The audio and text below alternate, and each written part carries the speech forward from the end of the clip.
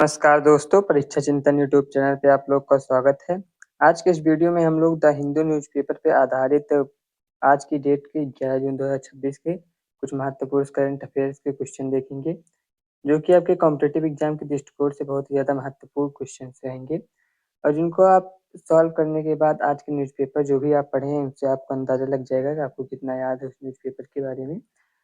तो चलिए वीडियो की शुरुआत करते हैं। यहाँ पे पहला प्रश्न जो हमारा है वो दिया गया है, प्रोड्यूसर प्राइस इंडेक्स पीपीआई के बारे में कौन सा कथन सही है?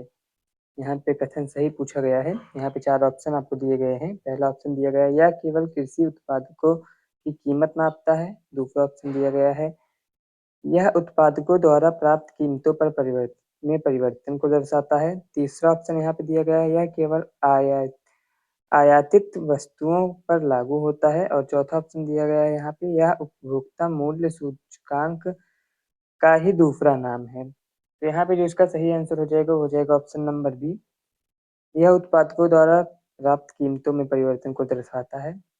अगले प्रश्न की तरफ हम लोग बढ़ते हैं। प्रश्न संख्या 2। प्रश्न संख्या 2 जो हमारा है वो है, रुद्रम सेकंड किससे संबंधित है? यहाँ पे 4 ऑप्शन आपको दिए गए हैं। पहला ऑप्शन जो है वो दिया गया उपग्रह प्रक्षेपण यान। ऑप्शन नंबर बी यहाँ पे जो दिया गया वो दिया गया anti radiation missile. Option C ballistic missile रक्षा प्रणाली। और ऑप्शन डी जो यहाँ पे दिया गया वो दिया गया है मानव टैंक रहित।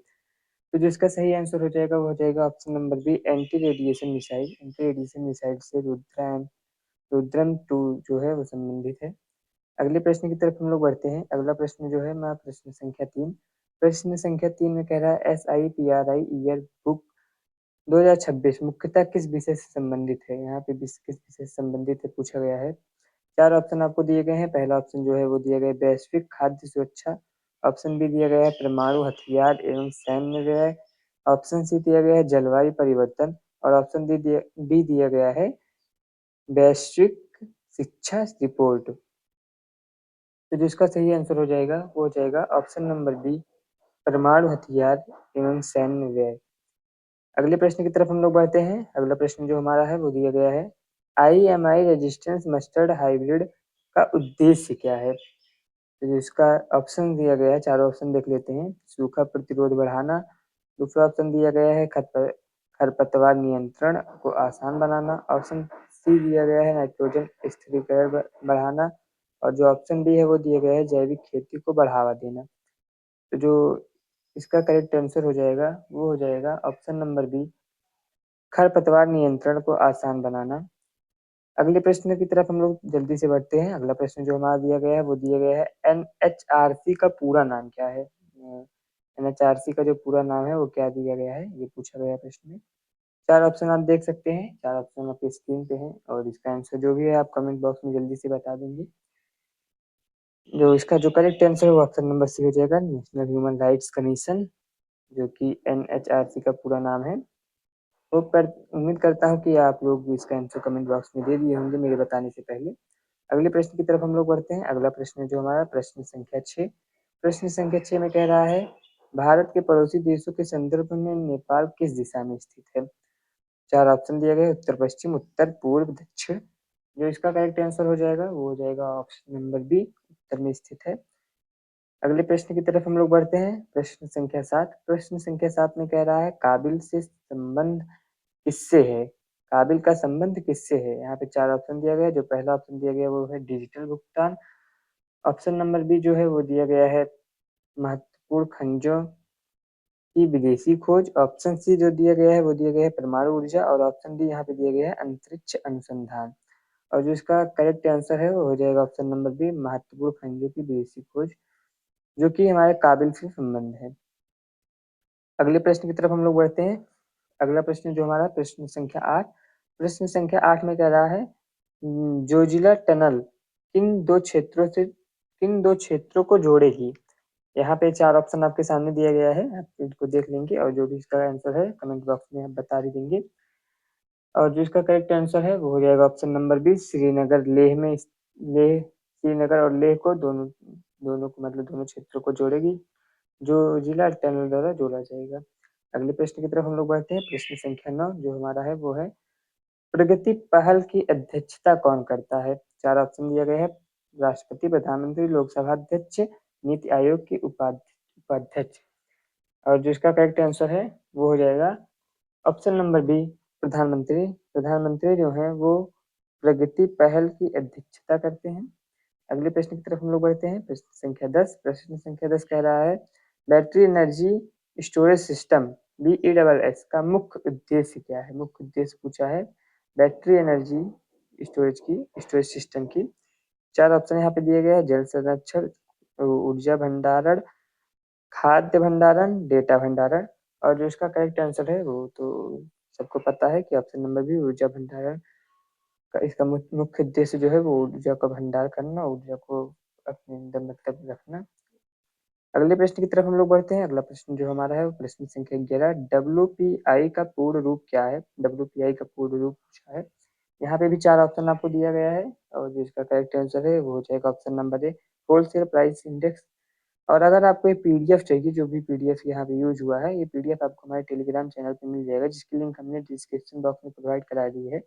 वहाँ से आप टेलीग्राम चैनल को ज्वाइन कर लेंगे, जहाँ पे आपको ये सारी पीडीएफ मिल जाएगी। और उसी के साथ हम यहाँ टेलीग्राम पे डेली एक क्विज सेशन भी चलाते हैं, जिससे आपकी तैयारी और भी ज़्यादा स्ट्रांग होगी जब वो आप क्विज में पार्टिसिपेट करेंगे। तो अगले प्रश्न की तरफ हम लोग बढ़ते हैं। अगला प्रश्न जो हमारा है वो प्रश्न संख्या 12 है। प्रश्न संख्या 12 है SIPRI का मुख्यालय कहाँ स्थित है? चार ऑप्शन दिए गए हैं यहाँ पे। पहला ऑप्शन है जिनेवा, दूसरा ऑप्शन है स्टॉकहोम, तीसरा ऑप्शन है वियना और चौथा ऑप्शन है पेरिस। तो जिसका करेक्ट आंसर हो जाएगा वो हो जाएगा ऑप्शन नंबर बी, स्टॉकहोम। अगले प्रश्न की तरफ हम लोग बढ़ते हैं। अगला प्रश्न जो हमारा है वो है ईवी सप्लाई चेन का संबंध किससे है? ईवी सप्लाई का ईवी सप्लाई चेन का संबंध किससे है? चार ऑप्शन दिया गया है। इलेक्ट्रिक वाहनों से, कृषि मशीनरी से, रेलवे इंजन से, जल परिवहन से। और जो इसका करेक्ट आंसर है वो हो जाएगा ऑप्शन नंबर ए, इलेक्ट्रिक वाहनों से। अगले प्रश्न की तरफ हम लोग बढ़ते हैं। अगला प्रश्न जो हमारा है वो है क्लाइमेट फाइनेंस का मुख्य उद्देश्य क्या है? यहाँ पे चार ऑप्शन दिया गया है। पहला ऑप्शन है खेलों को वित्त करना, दूसरा ऑप्शन है जलवायु परिवर्तन से निपटने हेतु निवेश, तीसरा ऑप्शन है बैंकिंग सुधार और चौथा ऑप्शन है कर संग्रह बढ़ाना। तो जो इसका करेक्ट आंसर हो जाएगा वो हो जाएगा ऑप्शन नंबर बी, जलवायु परिवर्तन से निपटने हेतु निवेश। जो ऑप्शन बी है वो इसका करेक्ट आंसर हो जाएगा। अगले प्रश्न की तरफ हम लोग बढ़ते हैं। अगला प्रश्न जो हमारा है वो प्रश्न संख्या 15। एयर पॉल्यूशन का प्लेसेंटा पर प्रभाव किस संस्थान के अध्ययन में चर्चे में रहा? यहाँ पे चार ऑप्शन है। IIT Bombay, AIIMS Delhi, IISc Bengaluru, NIT। तो ये सॉरी एक सेकेंड, वापस जाते हैं प्रश्न संख्या 15 पे। जो प्रश्न संख्या 15 का करेक्ट आंसर है वो है एम्स दिल्ली। एम्स दिल्ली में एयर पॉल्यूशन प्लेसेंटा पर प्रभाव पड़ता है, इसका अध्ययन चर्चा में रहा। अगले प्रश्न की तरफ हम लोग बढ़ते हैं। प्रश्न संख्या 16 जो है वो है प्रोड्यूसर प्राइस इंडेक्स PPI किसके लिए महत्वपूर्ण माना जाता है? PPI किसके लिए महत्वपूर्ण माना जाता है? चार ऑप्शन यहाँ पे आपके सामने दिए गए हैं और जो इसका करेक्ट आंसर है वो है ऑप्शन नंबर ए। अगले प्रश्न की तरफ हम लोग बढ़ते हैं। अगला प्रश्न जो हमारा है वो वापस से SIPRI ईयर बुक में किसकी निगरानी की जाती है? यहाँ पे भी चार ऑप्शन दिए गए हैं। जो इसका पहला ऑप्शन यहाँ पे दिया गया है वैश्विक पर्यटन, दूसरा ऑप्शन दिया गया है सैन्य क्षमता एवं हथियार, तीसरा ऑप्शन दिया गया है खेल प्रतियोगिताएं और चौथा ऑप्शन दिया गया है अंतरिक्ष मिशन।